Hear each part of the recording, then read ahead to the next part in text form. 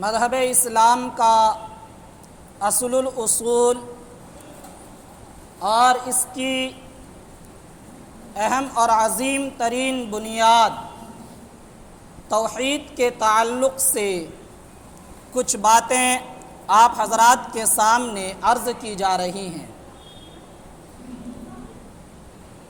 ہم جانتے ہیں کہ اسلام کا اصل الاصول اور اسلام کی اہم اور عظیم بنیاد توحید یعنی کلمہ لا الہ الا اللہ محمد الرسول اللہ ہے۔ جو انسان بھی مذہب اسلام کے دائرے میں داخل ہوتا ہے وہ اسی کلمے کو پڑھ کر اسلام میں داخل ہوتا ہے۔ اس کلمے کی ایک انقلابی اور عظیم انقلابی حیثیت ہے، اور جو شخص اس کلمے کو پڑھ لیتا ہے اس کی زندگی میں بہت بڑا بہت عظیم انقلاب رونما ہوتا ہے، ظاہر ہوتا ہے۔ چنانچہ جو انسان اس کلمے کو پڑھنے سے پہلے کافر تھا، اس کلمے کو پڑھنے کے بعد انقلاب دیکھیے وہ مسلمان بن جاتا ہے۔ اس کلمے کو پڑھنے سے پہلے جو اللہ کا مبغوض ناپسندیدہ تھا، اس کلمے کو پڑھنے کے بعد وہ اللہ کا محبوب اور پسندیدہ بن جاتا ہے۔ اس کلمے کو پڑھنے سے پہلے جو انسان بہت سے ناجائز کام اور برائیوں سے محبت رکھتا تھا، اس کلمے کو پڑھنے کے بعد ان چیزوں سے اسے نفرت ہو جاتی ہے۔ اس کلمے کو پڑھنے سے پہلے جن چیزوں سے اور جن لوگوں سے اسے دشمنی تھی، اس کلمے کو پڑھنے کے بعد اسے ان سے محبت اور دوستی ہو جاتی ہے۔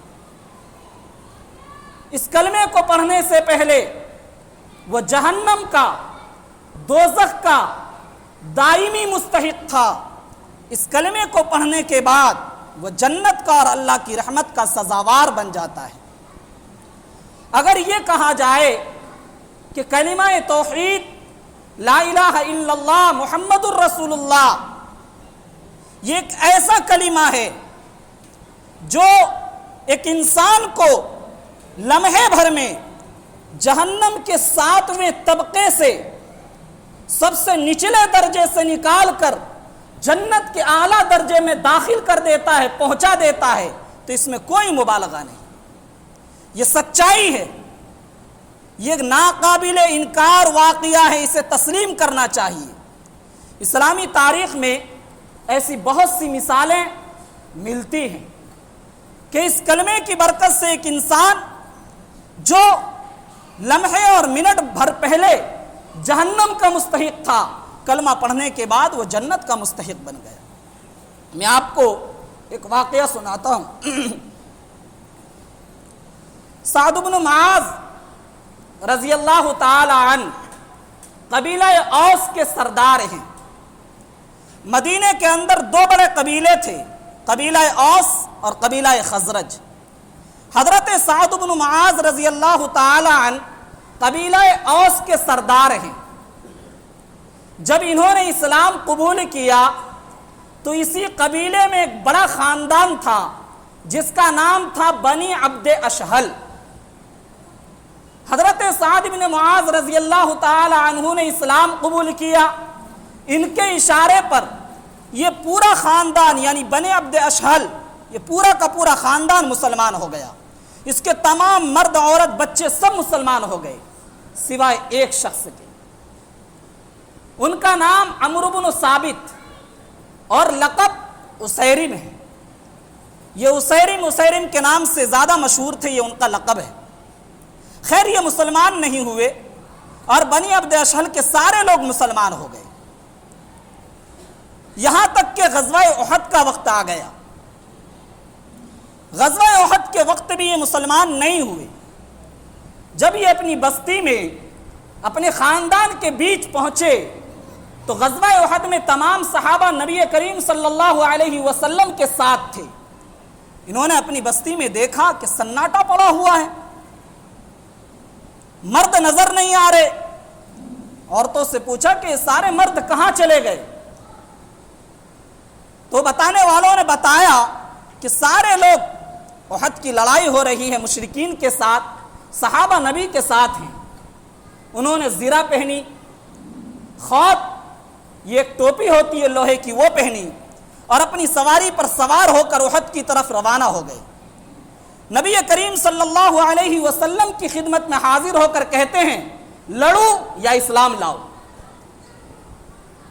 اللہ کے نبی صلی اللہ علیہ وسلم نے فرمایا دونوں کام کرو, پہلے اسلام لاؤ پھر لڑو.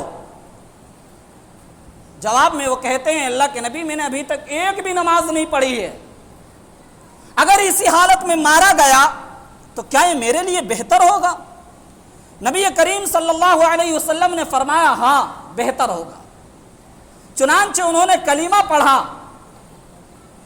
مسلمان ہوئے اور سواری پر سوار نبی مسلمانوں کے صحابہ کے صف میں جا کر شامل ہو گئے اور مسلمانوں کی طرف سے لڑتے رہے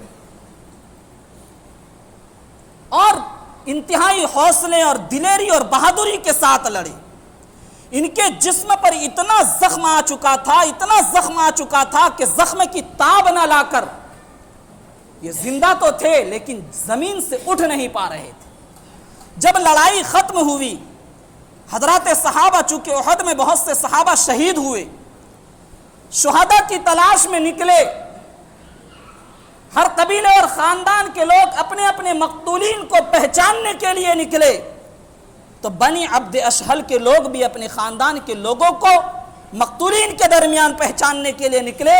تو انہوں نے دیکھا کہ شہداء اور مقتولین کے درمیان اسیرم پڑے ہوئے ہیں اور ابھی زندگی باقی ہے. پوچھا تم یہاں کیسے؟ کیونکہ ان کے اسلام کا لوگوں کو پتہ نہیں تھا. تم یہاں کیسے بھائی؟ کیا خاندان کی حمیت اور ہمدردی تمہیں یہاں کھینچ لائی؟ وہ کہنے لگے نہیں, نبی کی محبت اور اسلام کی ہمدردی مجھے کھینچ لائی.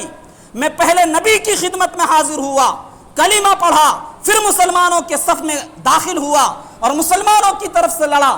اب مجھے جو زخم آنے تھے وہ آ گئے. اتنی بات ہوئی اور ان کی روح پرواز ہو گئی. نبی کریم صلی اللہ علیہ وسلم کو ان کی خبر دی گئی. اللہ کے نبی صلی اللہ علیہ وسلم نے فرمایا انہو لمن الجنہ, کہ اسیرم یقیناً جنتیوں میں سے. حضرت ابو ہریرہ رضی اللہ تعالی عنہ لوگوں سے پوچھا کرتے تھے کہ بتاؤ وہ کون ہیں جنہوں نے ایک بھی نماز نہیں پڑھی اور وہ جنت میں داخل ہوں گے. لوگ جب جواب نہیں دے پاتے تو وہ انہی حضرت اسیرم رضی اللہ تعالی عنہ کا نام بتاتے کہ ایک ایسے صحابی ہیں جو غزوہ وقت کے عین موقع پر میدان جہاد میں انہوں نے اسلام قبول کیا اور پھر وہیں شہید ہو گئے. انہیں ایک بھی نماز پڑھنے کا موقع نہیں ملا. تو یہ کلمہ ایک ایسا کلمہ ہے, ہم نے بتایا کہ انسان کی زندگی میں انقلاب پیدا کر دیتا ہے کہ اس کلمے کو پڑھنے سے پہلے ایک انسان جہنم کا دائمی مستحق ہوتا ہے, لیکن اس کلمے کو پڑھنے کے بعد وہ جنت کے اعلیٰ مقام اور مرتبے پر پہنچ جاتا ہے. ایک اور واقعہ سناتا ہوں. غزوہ خیبر, خیبر ایک جگہ ہے, وہاں یہود آباد تھے, یہودیوں کی بستی تھی. یہ یہود مسلمانوں کے خلاف حضرات صحابہ اور نبی کریم صلی اللہ علیہ وسلم کے خلاف پروپیگنڈے سازشیں کرتے رہا کرتے تھے. جب ان کی سازشوں سے اور ان کی عہد شکنیوں سے اللہ کے نبی اور حضرات صحابہ پریشان ہو گئے تو ان سے لڑنے کا فیصلہ لیا اور صحابہ کرام کی جماعت کے ساتھ نبی کریم صلی اللہ علیہ وسلم خیبر کے لیے روانہ ہوئے. خیبر پہنچے. خیبر کے یہودیوں کو پتہ چلا کہ محمد ہماری طرف ایک لشکر لے کر آ رہے ہیں, تو وہ لوگ قلعے میں بند ہو گئے. ان کے پاس قلعے بڑے بڑے تھے. اللہ کے نبی صلی اللہ علیہ وسلم وہاں پہنچنے کے بعد ان کے قلعے کو گھیر لیا, محاصرہ کر لیا اور کئی روز تک حضرات صحابہ نے ان کے قلعے کا محاصرہ جاری رکھا، کئی روز تک۔ اسی دوران ایک واقعہ پیش آیا، اسی خیبر بستی کے اندر ایک چرواہا جن کا نام تاریخ کی کتابوں میں اسود راعی لکھا ہے، یہ لوگوں کی بکریاں چگایا کرتے تھے۔ ایک دن یہ شہر سے باہر نکلے اور ان کو خیال آیا کہ ذرا ان مسلمانوں سے اور ان کے نبی سے میں ملوں اور ان کو پوچھوں کہ آخر یہ اتنا بڑا لشکر لے کر اور اتنا لمبا سفر طے کر کے اتنی مشقتیں اور پریشانیاں اٹھا کر ہمارے شہر پر کیوں حملہ آور ہے، آخر یہ چاہتے کیا ہیں، ان کا مقصد کیا ہے، ان کی بنیادی دعوت کیا ہے، ان کا میسج اور پیغام کیا ہے، یہ تو ذرا معلوم کریں۔ یہ معلوم کرنے کے لیے وہ خیبر شہر سے نکلے۔ صحابہ کرام جہاں پڑاؤ ڈالے ہوئے تھے وہاں پہنچے، ایک صحابی سے ملاقات ہوئی۔ جو ہی ملاقات ہوئی فوراً اسود راعی انہوں نے سوال کیا کہ بھائی تم لوگ ہماری بستی پر حملہ کرنے کیوں آئے، تمہاری بنیادی تعلیم کیا ہے، تمہارا مقصد کیا ہے، ہمارے شہر کے رہنے والے، ہماری بستی کے رہنے والے تمہارے دشمن کیوں ہیں، چاہتے کیا ہو؟ وہ صحابی رسول ان سوالات کا جواب دے سکتے تھے لیکن انہوں نے جواب نہیں دیا۔ کہا کہ ہمارے سردار جناب محمد الرسول اللہ صلی اللہ علیہ وسلم اس لشکر میں موجود ہیں، ان سوالات کا اگر تمہیں جواب چاہیے جاؤ ہمارے نبی سے ملو، وہ سوالوں کا جواب بھی دیں گے اور اسلام کی بنیادی تعلیمات اور اپنی بنیادی دعوت بھی تمہیں بتائیں گے۔ یہ بات اس کے لیے بڑی حیرت انگیز تھی، بڑی حیرت انگیز تھی۔ وجہ اس کی یہ تھی وہ کبھی یہ سوچ بھی نہیں سکتا تھا، کبھی خیال بھی نہیں کر سکتا تھا کہ کسی مملکت کا فرما روا، حاکم، لشکر کا سپہ سالار، فوج کا کمانڈر اور افسر، اس کے دربار میں میری حاضری ہو جائے گی اور مجھے وہاں عزت دی جائے گی اور بادشاہ وقت، حاکم وقت مجھ سے بات کرے گا، کیونکہ وہ ایک چرواہا تھا۔ اس نے اپنی پوری زندگی میں جو مشاہدہ کیا، جو معائنہ کیا اور لوگوں کا اپنے ساتھ جو برتاؤ دیکھا، وہ یہ دیکھا تھا کہ سماج کے معزز لوگ، سماج کے دولت مند لوگ، سماج کے امیر لوگ مجھ سے اس لیے بات نہیں کرتے کہ میں ایک چرواہا ہوں اور مجھ سے بات کرنے میں لوگ ذلت اور رسوائی سمجھتے ہیں۔ وہ ہمیشہ اس کا مشاہدہ کرتا تھا، اس لیے اس نے آگے پڑھ کے پوچھا کہ تم کیا کہہ رہے ہو کہ میں تمہارے مملکت کے حاکم، فرما روا، تمہارے سردار کے پاس جاؤں؟ یہ کیسے ہو سکتا ہے؟ میں تو ایک معمولی سا چرواہا ہوں، میں ایک ادنا سا آدمی ہوں، مجھے ان کے دربار میں کیسے جگہ مل سکتی ہے؟ صحابی رسول نے ان کو سمجھایا کہ دیکھو، ہمارے جو سردار جناب رسول اللہ صلی اللہ علیہ وسلم ہیں، وہ غریبوں کے ہمدرد، غریبوں کے غمگسار اور غریبوں کا خیال رکھنے والے۔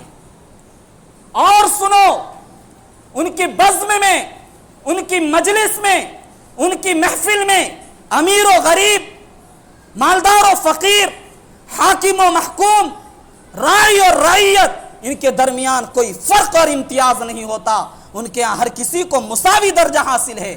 ان کے پاس جہاں امیر بیٹھ سکتا ہے اسی جگہ پر ایک غریب بھی جا کر بیٹھ سکتا ہے۔ ان کے برابر میں اگر کسی غریب کو، امیر کو بیٹھنے کا حق ہے تو ایک غریب کو بیٹھنے کا بھی حق ہے۔ ان کے ہاں حقوق کے اندر مساوات ہے، کوئی فرق نہیں ہے۔ اس اسود راعی بیچارے چرواہے نے کہا کہ جب آپ کے سردار اتنے بھلے ہیں تو مجھے ضرور وہاں تک پہنچا دیجیے۔ وہ صحابی رسول اپنی ڈیوٹی پر تھے، انہوں نے کہا کہ دیکھو میں ڈیوٹی چھوڑ کر نہیں جا سکتا، میں پتہ بتا دیتا ہوں، وہاں چلے جاؤ اور وہ وہاں موجود ہوں گے لشکر کے بیچ اور آپ کو وہاں ملاقات ہو جائے گی۔ چنانچہ نبی کریم صلی اللہ علیہ وسلم سے ملنے کے لیے وہ اللہ کے نبی کی طرف بڑھے، نبی کی خدمت میں حاضر ہوئے، ڈرتے ڈراتے وہ سوالات کیے کہ آپ ہمارے بستی پر کیوں حملہ کر رہے ہیں، آپ کی بنیادی دعوت کیا ہے، آپ کی بنیادی تعلیمات کیا ہے۔ نبی کریم صلی اللہ علیہ وسلم نے انتہائی ہمدردی، محبت اور پیار کے ساتھ ان کو توحید کی وضاحت ان کے سامنے کی اور اسلام کی بنیادی تعلیمات واضح طور پر ان کو بتائی۔ وہ کہنے لگے کہ اگر کوئی آپ کے اس اسلام کو اپنا لے تو اس کا انجام کیا ہوگا۔ اللہ کے نبی صلی اللہ علیہ وسلم نے ان سے فرمایا کہ اگر تم اس کلمے کو پڑھ لو اور اسلام میں داخل ہو جاؤ تم ہمارے بھائی بن جاؤ گے، ہم تمہیں سینے سے لگائیں گے اور تمام مسلمانوں کو جو حقوق حاصل ہے وہ بھی تمہیں برابری درجے کے حقوق حاصل ہوں گے۔ اب ان کی حیرت کی اور انتہا نہیں رہی، وہ کہنے لگے یہ کیسے ہو سکتا ہے کہ مجھے وہی حقوق حاصل ہو جو تمام مسلمانوں کو حاصل ہے۔ آپ کے مسلمان جو اتنی بڑی جماعت ہے اس میں وہ لوگ بھی ہوں گے جو اپنے خاندان کے معززین ہوں گے، اس میں وہ لوگ بھی ہوں گے جو اپنے قبیلے کے سردار ہوں گے، وہ لوگ بھی ہوں گے جو بڑے بڑے عہدے والے ہوں گے، میں ایک ادنا سا چرواہا ہوں، مجھے برابری کا حقوق کیسے حاصل ہو سکتے ہیں۔ اور دوسری بات یہ کہ اللہ کے نبی میں سیاہ فام ہوں، کالا کلوٹا ہوں، میرے جسم پر میل کچیل جمع ہے، میرے جسم سے بدبو آ رہی ہے جس کا احساس آپ بھی کر رہے ہیں، مجھے آپ لوگ سینے سے کیسے لگائیں گے۔ اللہ کے نبی صلی اللہ علیہ وسلم نے فرمایا کہ میں تمہیں یقین دلاتا ہوں اگر تم مسلمان ہو جاؤ، کلمہ پڑھ لو تو تمہیں وہ تمام حقوق ملیں گے۔ وہ کہنے لگے کہ اگر بات ایسی ہے تو میں کلمہ پڑھ کر مسلمان ہونے کے لیے تیار ہوں اور اس کلمے کی محبت میرے دل میں پیدا بھی ہو چکی ہے، لیکن مجھے ایک سوال کا اور جواب دے دیجئے کہ اگر میں نے کلمہ پڑھ لیا تو یہ جو میرا کالا کلوٹا رنگ ہے اور میرے جسم سے بدبو آ رہی ہے اور میرے جسم پر میل جمع ہے، اس کا کیا ہوگا۔ اللہ کے نبی صلی اللہ علیہ وسلم نے فرمایا میں تمہیں اس بات کی گواہی دیتا ہوں کہ تمہارا جو یہ کالا رنگ ہے اگرچہ اس دنیا میں اس کا علاج نہ ہو سکے مگر قیامت کے دن جب تم اٹھائے جاؤ گے تو تمہارا چہرہ اور جسم منور اور روشن ہوگا اور اللہ تعالیٰ تمہارے جسم کی بدبو کو، میل کچیل کو دور کر کے خوشبو پیدا کر دے گا۔ انہوں نے کہا اگر بات ایسی ہے تو اشہد ان لا الہ الا اللہ و اشہد ان محمد رسول اللہ، کلمہ پڑھ کر وہ مسلمان ہو گئے۔ کہتے ہیں کہ اب میرے ذمے کیا کیا فرائض عائد ہوتے ہیں۔ اللہ کے نبی صلی اللہ علیہ وسلم نے فرمایا دیکھو ابھی نہ تو نماز کا وقت ہے کہ تمہیں نماز پڑھنے کا حکم دیا جائے، نہ روزے کا مہینہ ہے کہ تم سے روزہ رکھوایا جائے، نہ تم پر زکوٰۃ ہے کہ تم سے زکوٰۃ دلوائی جائے، نہ ابھی حج کا وقت ہے کہ تم سے حج کرایا جائے۔ ابھی ایک اہم فریضے اور عبادت کی ادائیگی ہو رہی ہے اور وہ جہاد ہے۔ جاؤ صحابہ کے لشکر میں شامل ہو جاؤ اور جہاد کرو۔ وہ کہتے ہیں کہ اگر میں اس جہاد میں مارا چلا گیا تو میرا انجام کیا ہوگا۔ نبی کریم صلی اللہ علیہ وسلم جواب میں فرماتے ہیں کہ اگر تم شہید ہو گئے میں اس بات کی ضمانت اور گارنٹی لیتا ہوں کہ تم جنت الفردوس، جنت کے اعلیٰ مقام پر پہنچ جاؤ گے اور اللہ تعالیٰ تمہارے کالے رنگ کو خوبصورتی سے، چمک سے، دمک سے، نور سے بدل دے گا اور تمہارے جسم کو خوشبوؤں سے مہکا دے گا۔ صحابہ کے لشکر میں داخل ہو جاتے ہیں، لڑتے ہیں، یہاں تک کہ شہید ہو جاتے ہیں، غزوہ ختم ہو جاتا ہے۔ صحابہ کرام جو لوگ شہید ہوئے، قتل کیے گئے، مقتولین کی تلاش میں نکلتے ہیں۔ خیبر فتح ہو جاتا ہے لیکن صحابہ میں ہی بہت سے لوگ شہید ہوئے، شہداء اور مقتولین کی تلاش میں نکلتے ہیں۔ جن لوگوں کو پہچان سکے پہچان کر اللہ کے نبی کے پاس بھیج دیا۔ انہی لاشوں کے درمیان اسود راعی کی پڑی ہوئی لاش ملی۔ تلاش کرنے والے صحابہ چرچا کرنے لگے، چیمی گوئی کرنے لگے کہ ہمارے پلے میں، ہمارے پاسے میں یہ کیسی لاش ہے جسے ہم پہچان نہیں پا رہے، یہ ہے کون؟ نبی کریم صلی اللہ علیہ وسلم کو اس کی خبر دی گئی کہ ہم ان کو نہیں پہچان پا رہے۔ اللہ کے نبی نے آ کر معائنہ کیا، نبی کریم صلی اللہ علیہ وسلم کی نگاہ جیسے ہی اس لاش پر پڑی، آنکھوں سے آنسو جاری ہو گئے۔ صحابہ حیرت میں ڈوب چکے تھے کہ اتنی لاشیں نبی کی خدمت میں بھیجی گئی، اب تک آنسوؤں کا مشاہدہ نہیں ہوا، یہ لاش جسے ہم نہیں پہچان پا رہے ہیں، نبی دیکھ کر رو کیوں رہے ہیں؟ اللہ کے نبی نے اپنے دل کو تھام کر فرمایا کہ سنو، یہ انسان انتہائی عجیب و غریب انسان ہے، تم انہیں نہیں پہچانتے، نہیں پہچانتے ہو اسے۔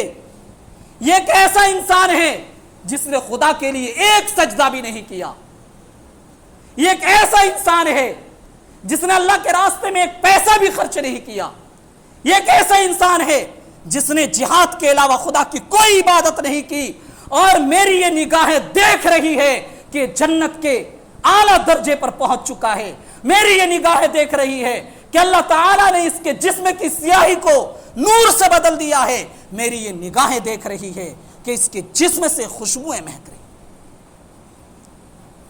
میں نے آپ کو بتایا تھا کہ یہ کلمہ ایک ایسا کلمہ ہے کہ انسان جو پڑھ لیتا ہے، اس کلمے کی وجہ سے اس کی زندگی میں عظیم انقلاب پیدا ہو جاتا ہے۔